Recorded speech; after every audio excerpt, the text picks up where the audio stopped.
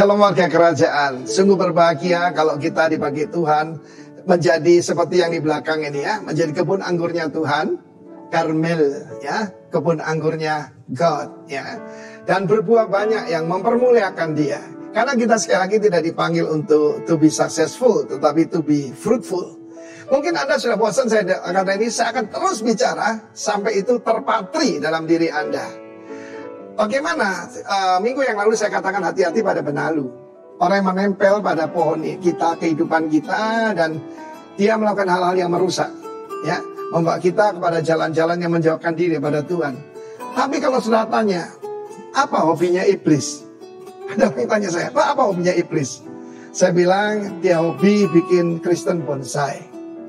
Ya, hobi bikin Kristen bonsai. Kalau sudah nonton film-film sejarah dulu, Cina, Jepang, Korea, orang-orang kaya, bahkan kaisar-kaisar hobinya yaitu membuat ya pohon yang besar, oak tree, atau kalau di sini beringin, tapi kecil.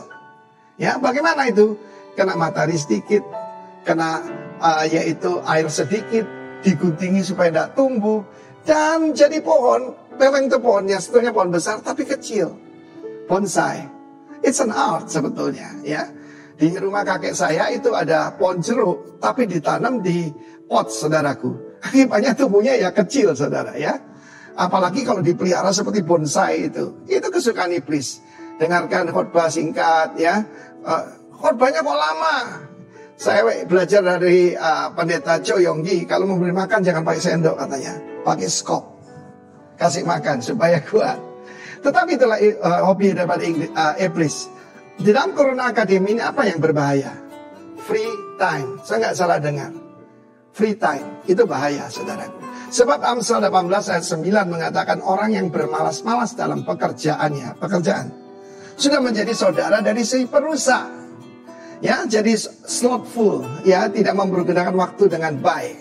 Itu adalah saudara daripada si perusak, bukan cuma friend ya.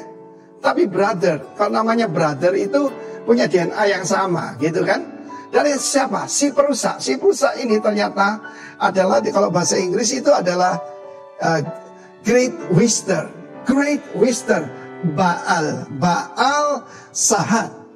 Sahat itu perusak, ya. Membuat kita korup, membuat kita busuk, membusukkan. Bukan cuma itu, saudaraku, membuat juga merusak, membuat hal yang jadi negatif. Karena apa? Free time. Bagaimana mencuri waktu kita? Seringkali kalau saya ketemu orang, tergantung daripada bagaimana dia bisa maju, tergantung bagaimana dia mempergunakan waktu. Salah satu tanda kalau saya berkata, kok lama sekali ya minggu depan? Saya sebagai hamba Tuhan selalu berkata, kok cepat sekali ya, sudah Natal. Karena kita tidak wasting time, saudara. Salah satu musuh kita kelihatan sederhana sekali.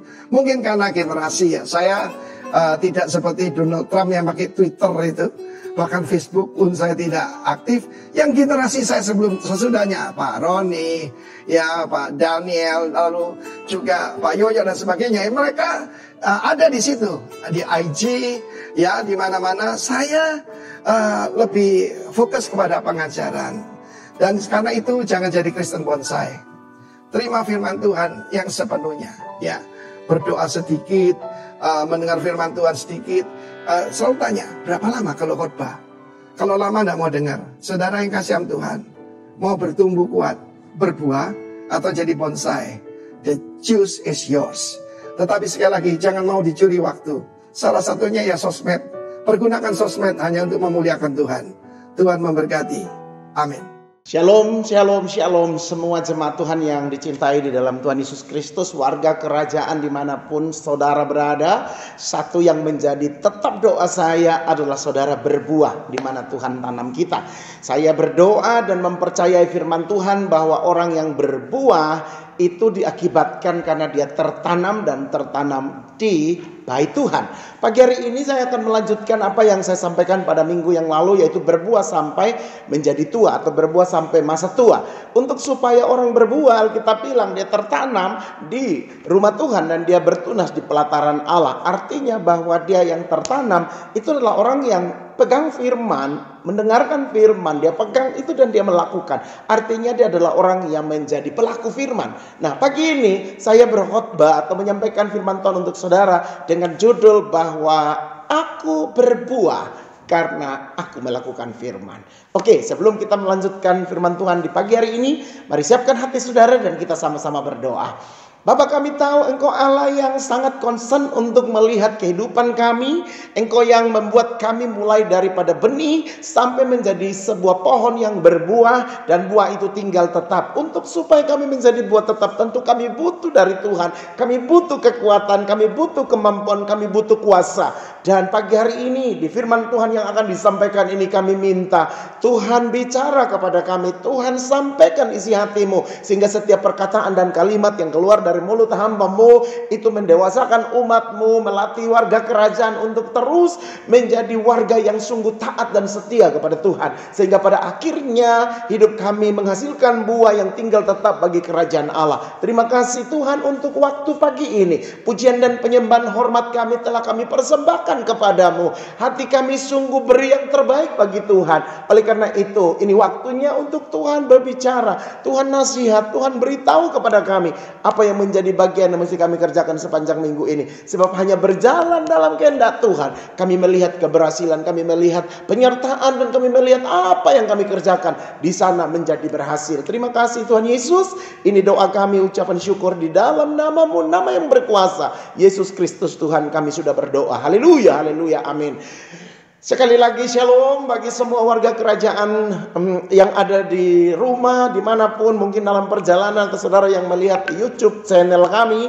Saya berdoa supaya firman Tuhan pagi hari ini juga menjadi kekuatan bagimu, menjadi sebuah pedoman bagimu untuk dimana akan kamu berada. Kamu sadar bahwa jati dirimu itu adalah pohon anggur pilihan Tuhan. Masih ingat khotbah saya minggu lalu?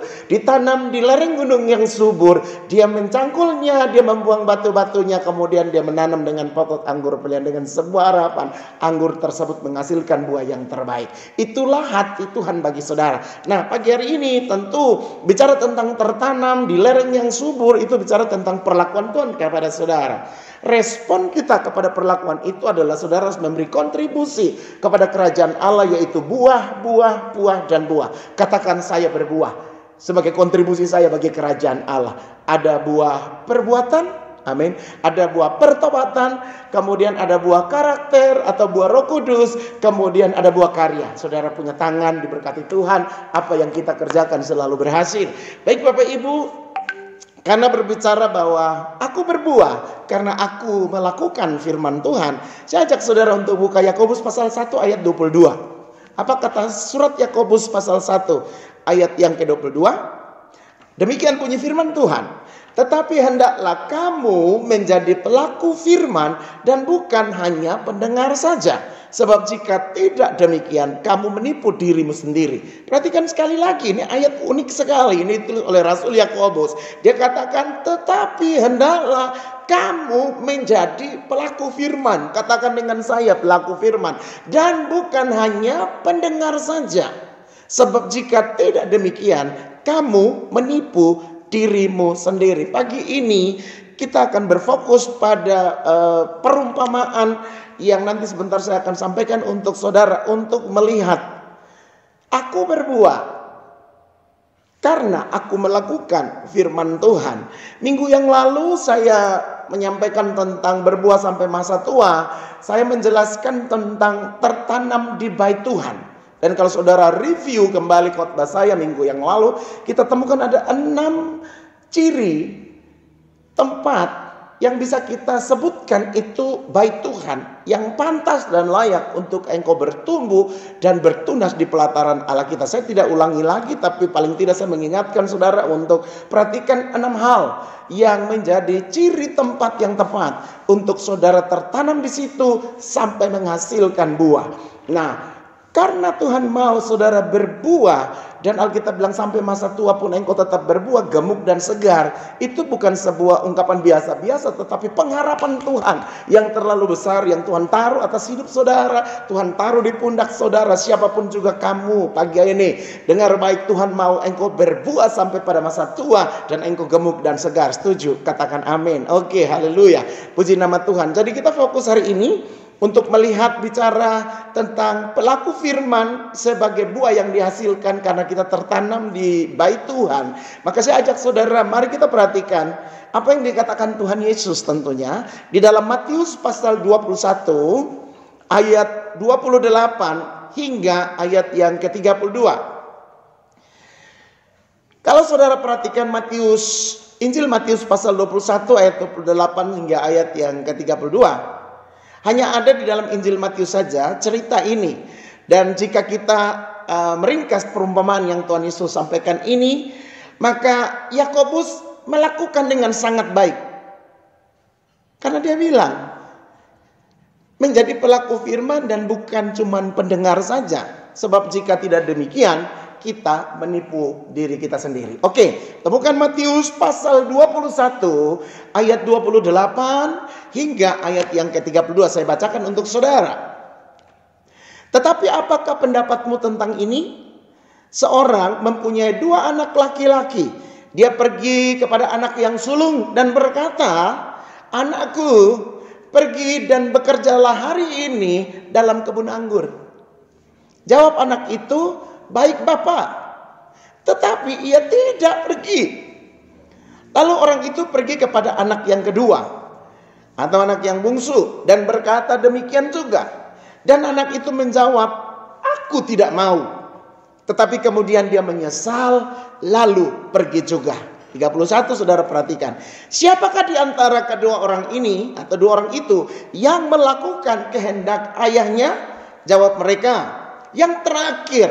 Kata Yesus kepada mereka, "Aku berkata kepadamu, sesungguhnya pemungut-pemungut cukai dan perempuan-perempuan sundal akan mendahului kamu masuk ke dalam kerajaan Allah. Sebab Yohanes datang untuk menunjukkan jalan kebenaran kepada kamu, dan kamu tidak percaya kepadanya. Tetapi pemungut-pemungut cukai dan perempuan-perempuan sundal percaya kepadanya. Dan meskipun kamu melihatnya, tetapi kamu tidak menyesal dan kamu tidak juga percaya kepadanya." Matius 21 ayat yang ke-28 sampai 32. Perhatikan baik-baik. Alkitab menceritakan ada 2 anak yang memiliki ayat terbaik. Ayat terbaik itu selalu memberi instruksi, memberi petunjuk yang jelas. Dia bilang, "Kalian berdua siap diri dan pergi ke kebun anggur." Dia utus 2 anaknya itu untuk pergi ke kebun anggur. Sehingga saya mau bilang bahwa 2 anak ini sebenarnya mewakili 2 kelompok manusia.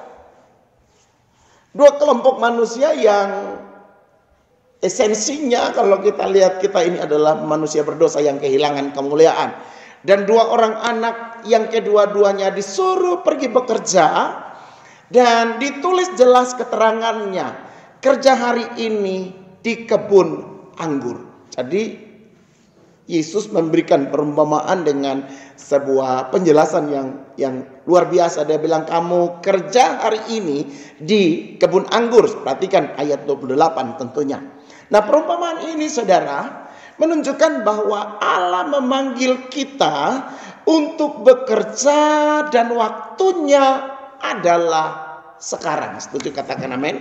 Sekali lagi perhatikan, perumpamaan ini menunjukkan bahwa Allah memanggil saudara, memanggil saya untuk bekerja dan waktunya itu adalah sekarang. Kekasih Tuhan, warga kerajaan, perhatikan bahwa ada banyak dari kita yang tahu bahwa kita harus melayani, harus jadi berkat bagi banyak orang. Namun saudara, ada satu penyakit yang suka melanda saya dan kita banyak orang, yaitu suka menunda. Nanti saja Pak, mungkin bisa berkata begitu. Nanti saja baru saya melayani ketika saya sudah tua, saya sudah pensiun, saya sudah berumur lah, baru saya melayani Tuhan. Atau mungkin ada yang berkata, nanti saja Pak, saya akan memberi kepada Tuhan kalau saya sudah kaya, saya punya kerjaan sudah mapan dan lain sebagainya. Nah, saudara, dengar baik. Saudara dan saya tidak akan pernah melayani ataupun memberi kepada Tuhan jika kita memiliki mental seperti yang tadi tuh saya bilang suka menunda. Nah, oleh karena itu saya punya sebuah cerita, saya baca dari bukunya Just the Way I Am. Tulisan daripada seorang penginjil luar biasa, Billy Graham, di buku Just the Way I Am. Dia menulis begini, bahwa satu hari dia diundang untuk ikut acara makan pagi dengan Presiden Kennedy. Nah, dia diminta untuk ada di Gedung Putih untuk makan, dan karena itu mungkin mereka ingin membahas sesuatu di situ. Namun hari itu, saudara, pendeta Billy Graham ini agak kurang enak badan mungkin, sehingga dia menolak dengan alasan yang halus dan mengatakan bahwa nanti kan masih ada hari yang lain untuk kita bisa bertemu dengan Bapak Presiden Kennedy. Nah, saudara, apa yang terjadi? Tanpa diduga bahwa itu adalah hari terakhir dia berbicara dengan Presiden Kennedy, karena setelah itu sang presiden meninggal. Nah, saudara bisa membayangkan waktu yang terbaik untuk dia bisa duduk makan sambil berbicara tentang sesuatu hal bagi negara mereka, Amerika.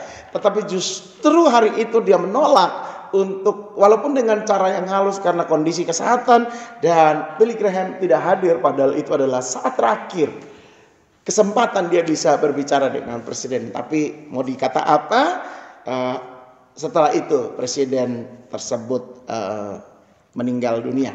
Nah, saudara, dari cerita ini kita bisa punya kesimpulan, jangan pernah menunda. Amin. Tadi saya bilang penyakit yang paling bikin kita itu nanti saja adalah suka menunda.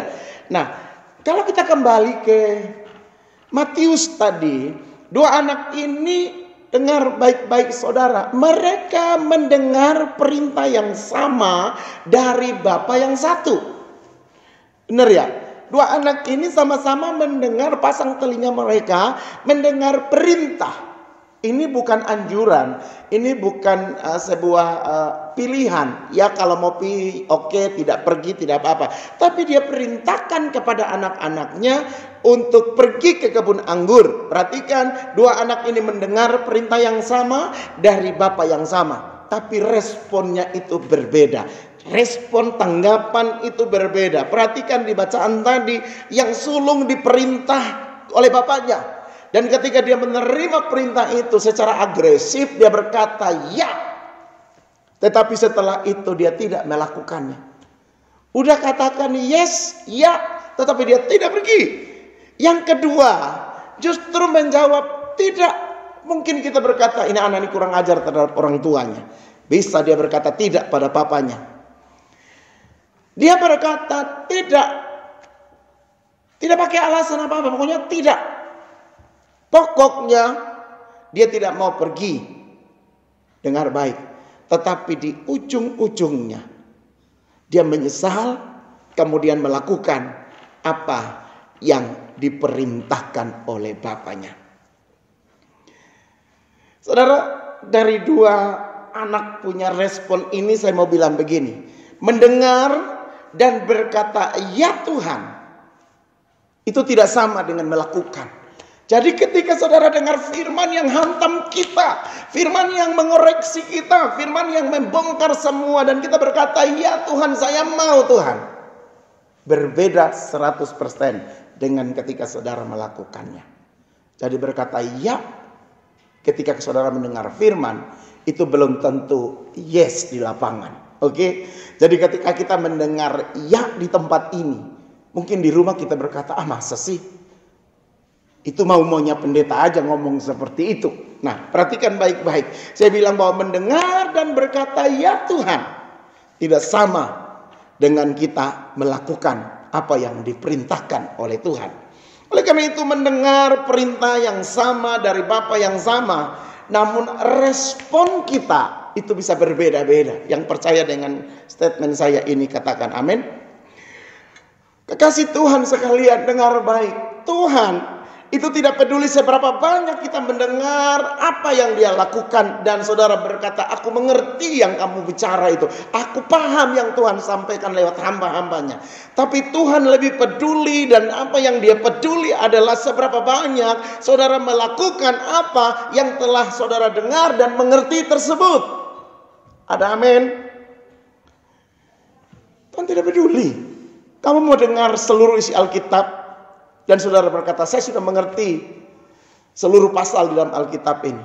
Tuhan tidak peduli. Yang Tuhan peduli adalah seberapa banyak saudara melakukan apa yang sudah kamu dengar dan kamu mengerti. Jika itu, saya percaya Tuhan sangat sayang kepada saudara.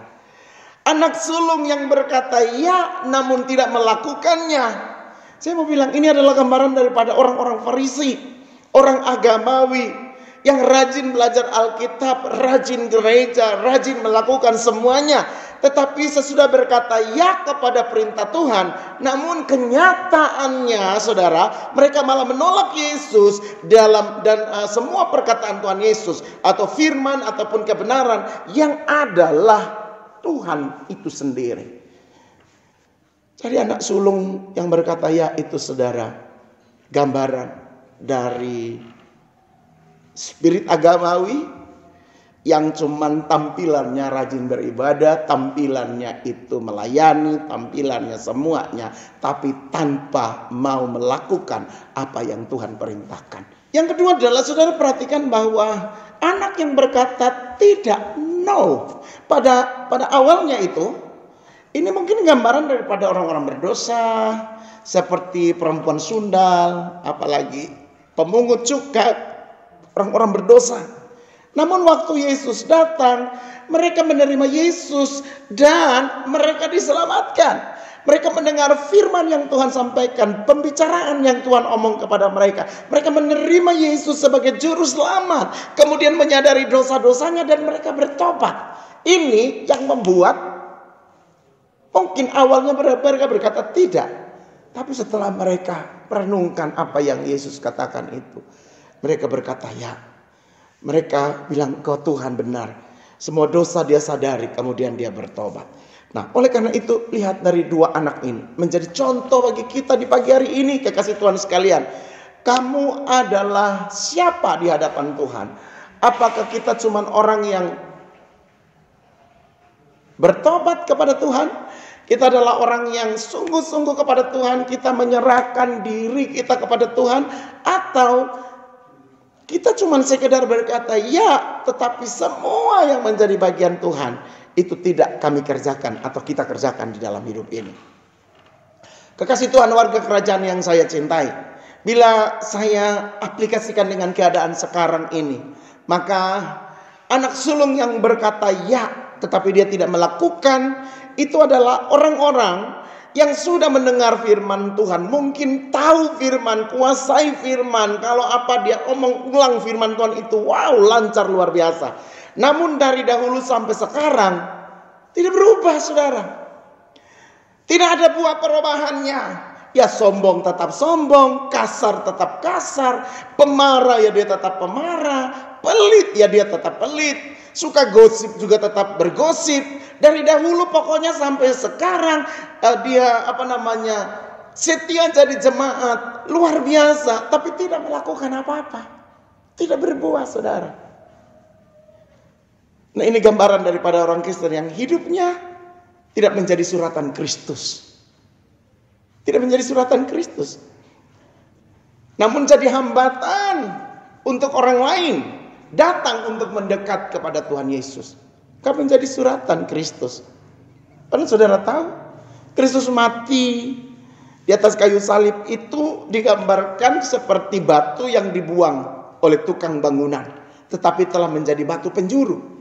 Yesus mati, disalibkan, jadi batu penjuru. Namun kita, saya mau bilang begini, namun kita bukan jadi batu penjuru, tapi Kekristenan yang seperti disebut di atas itu adalah menjadi batu sandungan buat orang lain ketika di dunia bisnis, di dunia pekerjaan, membuat orang tidak fokus pada Tuhan, hati menjadi tercabik-cabik, menjadi punya asumsi-asumsi yang salah dan lain sebagainya. Sehingga saya bilang kita bukan jadi batu penjuru, tapi kita menjadi batu sandungan bagi banyak orang.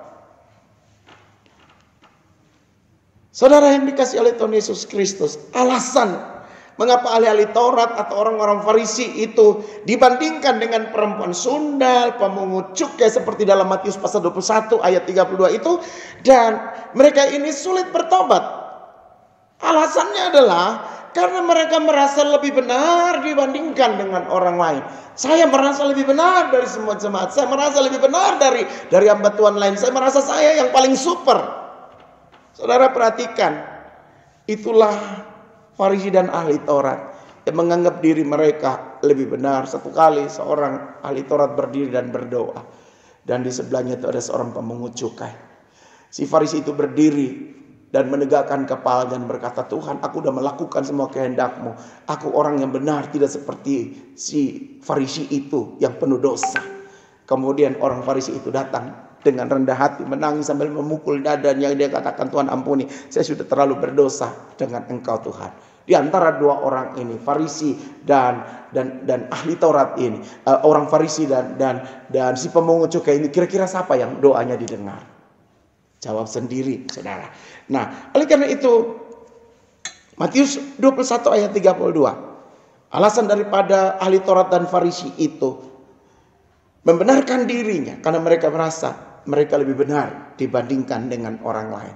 Roh seperti ini, spirit seperti ini, kita mesti patahkan dari hidup kita. Ini tidak boleh terjadi di dalam kehidupan kita masing-masing. Saudara yang dikasihi oleh Tuhan Yesus Kristus, semua pekerjaan yang mereka lakukan hanya dimaksudkan supaya dilihat orang.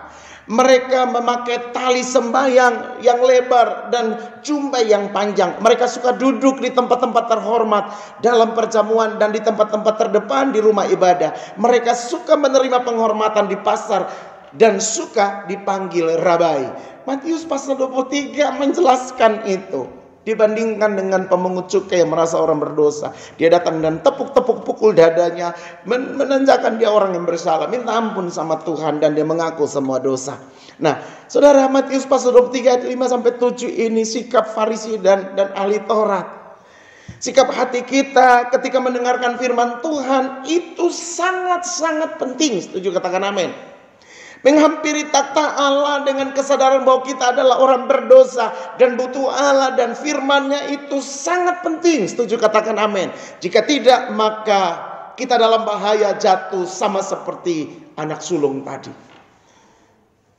Ini sama dengan orang-orang yang ada di rumah ibadah ketika mendengar khotbah. Di pikiran mereka langsung berpikir, oh itu cocok untuk papa saya, itu cocok untuk mama saya, itu cocok untuk pendeta saya, itu cocok untuk istriku, itu cocok untuk anak-anak gembala, itu cocok untuk gembala KM-ku, atau bahkan itu cocok untuk gembala. Saudara perhatikan baik-baik, kita mencocok-cocokkan firman yang kita dengar itu dengan orang lain, bukan dengan diri kita sendiri. Mengapa dari sekolah minggu sampai sekarang tidak berubah? Alasannya diajarin nyanyi dari kecil. Tuhan Yesus tidak berubah. Tuhan Yesus memang tidak berubah dahulu, sekarang, sampai selama-lamanya. Tapi engkau mesti berubah menjadi berbuah, dan terus berbuah. Setuju, katakan amin dan tepuk tangan bagi Allah kita. Setiap firman yang saudara dan saya dengar, baik itu di dalam saat teduh yang saudara lakukan, ini adalah untuk saudara secara pribadi. Begitu berharganya saudara dan saya di mata Tuhan, sehingga Dia tidak rela melihat kita tidak bertumbuh, tidak berbuah seperti yang Dia harapkan di dalam hidup ini. Warga kerajaan yang saya cintai, perhatikan baik-baik bahwa dari mimbar ini saudara selalu kita diberikan, dilepaskan pengajaran-pengajaran yang mendewasakan kita, yang kadang itu membuat kita mesti berdiri dan bertindak menjadi orang yang sungguh-sungguh berubah di dalam Tuhan. Tapi seberapa banyak saudara dan saya yang setelah pulang dari gereja menerapkan firman Tuhan, menerapkan itu dari dalam kehidupan kita sehari. Atau ketika kita berkata, tadi khotbah apa di gereja? Kalau berkata khotbahnya baik, isinya apa? Baik pokoknya. Tapi kita tidak memahami apa sesungguhnya yang dibicarakan dari mimbar ini. Dengar baik, ketika saudara diperkaya dengan setiap kali saudara ada di ibadah, itu dengan maksud adalah saudara diutus pergi untuk di sana engkau berbuah, di sana engkau menjadi berkat bagi orang lain, engkau menjadi utusan Kristus yang berdiri di sana untuk orang melihat bahwa sesungguhnya Tuhan mau untuk orang lain menjadi sama seperti saudara. Oleh karena itu perhatikan baik-baik. Anak yang berkata tidak, namun setelah itu dia pergi mengikuti ayahnya. Mungkin saudara tidak memahami dengan benar apa yang disampaikan dari firman Tuhan ini. Tapi engkau menganalisa sepanjang hari. Kemudian engkau dapati esensinya. Dan engkau mulai berkata, Tuhan, aku mau jadi seperti yang dikatakan firman Tuhan. Bukan cuma berkata, tapi engkau bertindak, engkau lakukan. Engkau ada di dalam prakteknya. Engkau melakukan apa yang Tuhan suruh. Di ujung sana engkau menjadi pelaku firman yang luar biasa. Setuju, tepuk tangan bagi Allah kita. Nah, kekasih Tuhan sekalian, konklusi kepada perumpamaan yang tadi kita dengar ini dalam Matius, yang Yesus berkata justru, perhatikan baik-baik, orang-orang berdosa yang berkata tidak pada awalnya. Coba kalau saudara ketemu orang terus menginjil, mungkin dia akan berkata, jangan coba-coba ya mengajarkan saya agamamu, mengajarkan saya kepercayaan. Mungkin ada penolakan seperti itu. Pada awalnya ketika orang berdosa dihadapi dengan perkataan firman yang keluar dari saudara, mungkin dia akan berkata tidak. Mereka lah yang lebih dahulu masuk ke dalam kerajaan surga. Tuhan bilang, orang-orang seperti ini yang pantas dapat bagian dalam kerajaan surga daripada mereka yang kelihatan sepertinya baik, yang berkata iya pada awalnya, tapi pada akhirnya mereka tidak melakukan atau tidak pergi untuk mengerjakan apa yang mereka dengar dari perintah Bapa. Bagaimana caranya kita yang berdosa ini bisa taat dan masuk ke dalam kerajaan Allah? Dengar baik saudara, gambaran dari kedua anak sulung dan anak yang bungsu ini adalah gambaran kita orang-orang berdosa. Kita yang mengandalkan kebaikan kita dan mengira bisa diselamatkan, bisa menyelamatkan diri sendiri, atau yang hidup dan dalam dosa dan sadar bahwa kita tidak bisa menyelamatkan diri kita sendiri. Di posisi manakah saudara dan saya berada pagi hari ini? Kedua anak ini saudara sama-sama gagal. Tetapi ada satu anak lagi yang tidak gagal. Kira-kira di antara dua anak tersebut yang berkata iya kepada perintah bapaknya untuk pergi ke kebun anggur, tapi pada akhirnya dia berkata tidak.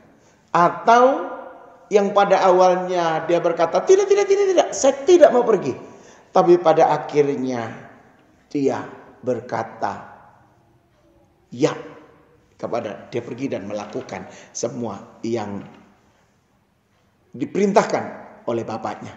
Kedua anak ini sama-sama, saya mau bilang sama-sama gagal. Tetapi ada satu anak lagi yang tidak gagal. Dia berkata ya kepada perintah bapaknya dan dia taat melakukannya sampai tuntas.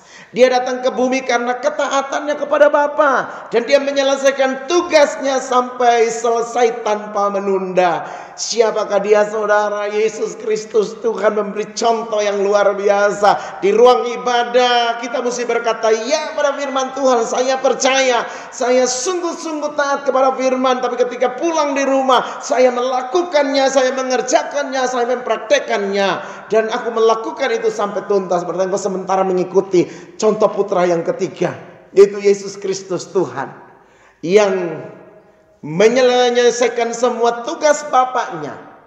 Dia menyelesaikan semua, dia taat melakukan sampai tuntas. Dengan cara dia datang ke bumi karena ketaatan kepada Bapaknya. Dia menyelesaikan semua tugas sampai selesai tanpa menunda. Anak ini yang seharusnya mendapat pujian dan kehormatan, tetapi dia malah mati dalam atau dengan kematian sebagai pengganti orang berdosa. Luar biasa, saudara. Oleh karena itu, ini adalah sesuatu pelajaran yang luar biasa yang mau kita pelajari di pagi hari ini. Mengapa? Karena anak itu datang dalam ketaatan kepada kehendak Bapaknya untuk menebus dosa saudara dan saya. Ini buah kerajaan Allah, saudara. Ini buah kerajaan Allah yang saudara dan saya nikmati, yaitu keselamatan hari ini. Di atas kayu salib, saya mau bilang begini, Yesus mati dengan kematian yang layak diterima oleh anak yang tidak taat, supaya kita yang tidak taat itu bisa menerima kebenaran Yesus yang taat sampai mati. Yang setuju katakan amin. Di atas kayu salib itu terjadi pertukaran antara ketidaktaatan kita dan ketaatan Yesus. Ketaatan Yesus itu menjadi milik saudara dan milik saya, dan ketidaktaatan kita itu dibayar lunas oleh Yesus di atas salib. Bisa tangkap ini, saudara? Sehingga kalau hari ini kita tidak lagi mengandalkan kebaikan kita, melainkan mengandalkan kebenaran Yesus Kristus Tuhan. Mengandalkan kebenaran Yesus, mengandalkan kebenaran Yesus dalam hidup saudara. Tepuk tangan bagi Allah kita, haleluya. Saudara, kita adalah seperti perempuan sundal yang menerima kebenaran Yesus dan masuk ke dalam kerajaan Allah. Dan bagi saudara ataupun bagi kita semua yang masih mengandalkan kebaikan kita sendiri dan menolak kehendak Allah melalui Yesus, hal ini adalah undangan untuk kita percaya, untuk kita terus berubah. Kita mau datang kepada Yesus dan tidak menunda-nunda lagi semua kebaikan yang Yesus tawarkan untuk saudara. Ingat, di atas kayu salib ada pertukaran antara ketidaktaatan manusia diambil sama Yesus. Dia kasih ketaatan itu kepada saudara, dan di atas kayu salib Dia tanggung dosa ketidaktaatan saudara dan saya. Itu bukankah sebuah perkara yang ajaib yang dia lakukan? Kenapa dia lakukan? Karena dia taat kepada Bapaknya. Dia mau menunjukkan buah kerajaan Allah yang sejati itu kepada saudara dan saya. Oleh karena itu, perhatikan baik-baik. Jangan sampai kita menyesal karena saudara menunda ketaatan kepada perintah Tuhan satu pun. Dengar baik. Jangan sampai saudara menyesal karena sebuah ketaatan yang tidak dijalankan. Yesus sudah memberi contoh, Yesus sudah memberi teladan kepada saudara. Pilihannya adalah, mari saudara mulai bekerja bagi Tuhan. Lakukan apa yang kamu dengar. Lakukan apa yang kamu mengerti. Tangkap setiap perkataan Tuhan. Sehingga engkau tidak seperti anak pertama. Tidak juga seperti anak bungsu. Yang berkata tidak tapi dia lakukan. Yang berkata ya tapi tidak melakukan. Tapi ada satu contoh. Yang mendengar dengan taat, turun ke bumi, melakukan dengan taat sampai selesai. Di atas kayu salib dia berkata, tetelestai, sudah selesai. Membuktikan bahwa ketaatan kepada Bapa di sorga dilakukan sampai selesai. Mungkin kita tidak bisa mencontohi anak yang pertama, yang mendengarkan perkataan Tuhan tapi tidak melakukan. Ataupun yang berkata tidak, mendengar dan berkata tidak, tetapi dia pergi dan melakukan. Mungkin kita berkata, wah ini solusi yang paling luar biasa, anak yang paling dibanggakan, sekalipun berkata tidak tapi dia lakukan. Tapi saudara mesti temukan yang ketiga, yaitu pribadi Yesus Kristus Tuhan, yang mendengar dengan taat, melakukan dengan taat. Siapa yang mau mendengar dengan taat dan melakukan dengan taat? Lambaikan tanganmu dan tepuk tangan bagi Allah kita. Tuhan Yesus menunggu saudara menjadi orang yang mencontohi dia, sebab visi besar GBI adalah menjadi sama seperti Yesus. Menjadi sama seperti Yesus dalam ketaatan kepada Bapaknya. Turun ke bumi, melaksanakan ketaatan itu sampai selesai. Nah, oleh karena itu, tidak ada alasan bagi saudara untuk berkata, nanti sampai tua saja Pak, baru saya menjadi pelaku firman. Nanti kalau saya sudah tidak lagi bekerja, sudah tidak lagi punya kesibukan, baru saya ambil waktu untuk melayani Tuhan. Oh no, melayani itu adalah sekarang. Sebab Alkitab berkata, Bapa itu datang kepada dua putranya, kemudian memberikan perintah kepadanya, sekarang juga kamu pergi ke kebun anggurku. Artinya melaksanakan apa yang menjadi kehendak Tuhan. Bukan nanti besok, bukan nanti tahun depan, bukan nanti setelah kita sukses, bukan setelah kita punya semuanya baru kita bisa bekerja bagi Tuhan. Sekarang waktunya. adalah waktu yang paling tepat untuk kita mengerjakannya. Sebab jangan sampai saudara terlambat dan menyesal. Jangan sampai saudara terlambat dan tidak bisa berbuat apa-apa lagi karena sudah tidak pernah punya kesempatan. Saudara, saya pernah punya sebuah kesaksian. Ada seseorang yang ketika dia masih muda, dia berkata bahwa saya mau bekerja sekuat tenaga untuk supaya nanti kalau saya sudah punya segala sesuatu, saya akan menjadi donatur untuk gereja. Dan betul, dia bekerja dengan mati-matian. Tiba-tiba saudara, dia mengalami sebuah sakit tertentu. Dan orang tersebut terbaring di tempat tidur, lemas dan tidak bisa bikin apa-apa, saudara. Dan ketika saya datang berdoa melayani orang tersebut, dia berkata, Pak Pendeta doakan saya. Kalau saya sudah sehat, Pak Pendeta pergi kemanapun memberitakan Injil, saya mau ikut, saya mau bersama, saya mau dampingi Pak Pendeta untuk melayani Tuhan. Saya akan melakukan ini, untuk itu, semuanya untuk gereja. Saya pingin. Saudara, setelah dia mengatakan demikian, beberapa waktu kemudian, waktunya di bumi selesai dan dia pergi. Ini kisah nyata saya alami dan saya lihat di depan mataku sendiri. Dan ketika dia sudah pergi, saya mereview lagi perkataan janji dia, orang tersebut. Waduh, ternyata tidak ada lagi kesempatan bagi dia. Saudara, ini contoh hidup yang mesti kita pelajari. Dengar baik-baik bahwa jangan sampai kita terlambat di dalam meresponi apa yang Tuhan perintahkan kepada kita. Jangan sampai kita terlambat untuk memberi sesuatu yang saudara bisa lakukan di hari masih sehat, di hari masih kuat, di hari masih muda. Kita sebenarnya pantas dan punya untuk melakukan bagi Tuhan, tapi kita menahan-nahannya karena satu dan lain hal. Kita tidak mau melakukannya karena satu dan lain. Kita melihat secara a priori ada banyak, ini ada banyak itu, ini belum pantas, ini belum cocok, ini belum sempurna. Kalau kita mau tunggu sampai sempurna, saudara, gak ada gereja yang sempurna, gak ada pelayanan yang sempurna, gak ada ladang yang sempurna. Justru kita ada di situ untuk membawa perubahan. Amin. Oleh karena itu pagi hari ini perhatikan baik-baik.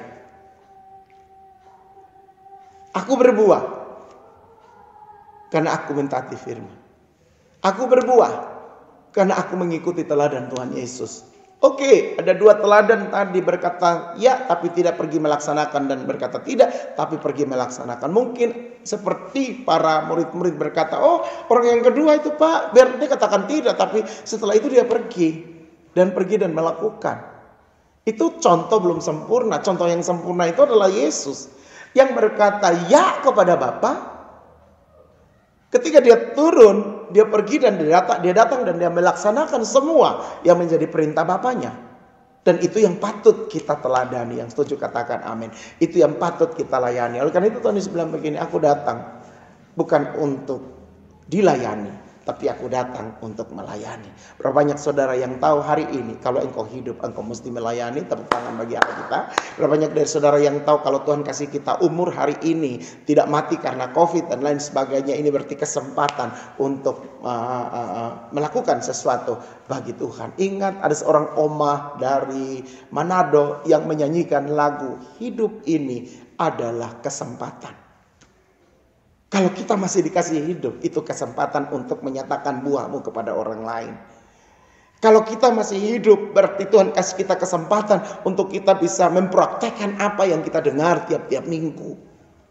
Kalau kita masih dikasih kesempatan hidup, bukan kita hidup untuk berfoya-foya, untuk membangun sesuatu, menciptakan sesuatu, membuat sesuatu yang bertentangan dengan kehendak Tuhan. Tapi kalau kau saudara dan saya diizinkan hidup hari ini, pastikan bahwa engkau hidup untuk menjadi berkat bagi banyak orang. Sekiranya Tuhan memberkati saudara dengan firman Tuhan pagi hari ini. Jadilah kehidupan yang berbuah karena kamu melakukan kehendak Tuhan.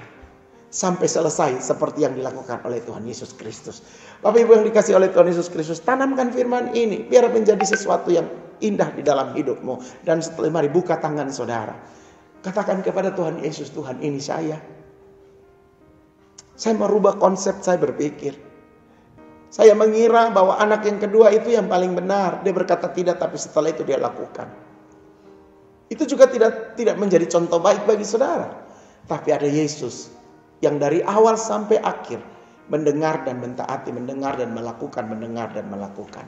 Sehingga apa yang dikatakan di dalam Yakobus oleh Rasul Yakobus itu boleh menjadi sesuatu yang indah di dalam hidup ini. Bahwa kita bukan cuma mendengar saja.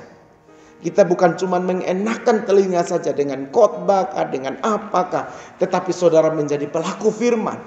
Sebab hanya dengan demikianlah kita tidak menipu diri kita sendiri. Bapak, aku berdoa untuk setiap jemaatmu pagi hari ini yang membuka tangan mereka, menyadari bahwa hidup ini terkadang bertolak belakang dengan apa yang menjadi kehendak Tuhan. Kami mau tinggal diam di dalam Tuhan supaya kami berbuah. Tanda berbuah itu adalah kami melakukan apa yang Tuhan perintahkan. Roh ketaatan kepada firman Tuhan, spirit untuk mengerjakan apa yang Tuhan bicarakan kepada kami, itu aku berkata melimpah-limpah atas seluruh jemaat. Mereka tidak cuma hanya mendengar, tidak cuma sampai menyimpan di dalam hati, tetapi setiap kami bertindak untuk mengerjakan tiap hal yang Tuhan perintahkan kepada kami. Kasih kami kemampuan Tuhan. Roh Kudus bantu kami, Roh Kudus tolong kami, supaya tidak ada satupun yang tidak diberkati Tuhan pagi hari ini. Aku berdoa sekiranya anugerah kemurahan Tuhan menyertai setiap kami dari pagi ini sampai selama-lamanya. Haleluya. Saudara kekasih Tuhan, mari buka tanganmu. Kita akan segera pulang dengan berkat Tuhan, mengakhiri ibadah ini dengan berkat pengutusan, yaitu anugerah kasih sayang melimpah-limpah dari Bapa di sorga, dengan penyertaan oleh kuat kuasa Yesus Kristus Tuhan, serta persekutuan di dalam Roh Kudus akan tinggal tetap menyertaimu, menolongmu, membimbingmu mulai hari ini, pagi hari ini, sampai selama-lamanya, sampai hari Maranatha. Tuhan Yesus datang di awan-awan untuk menjemput engkau dan saya para salehnya. Berkat terbaik ini terimalah bersama-sama hanya di dalam nama Bapa, Putra dan Roh Kudus. Di dalam nama Tuhan Yesus Kristus yang percaya dan diberkati Tuhan, sama-sama kita katakan amin. Tuhan Yesus memberkati saudara.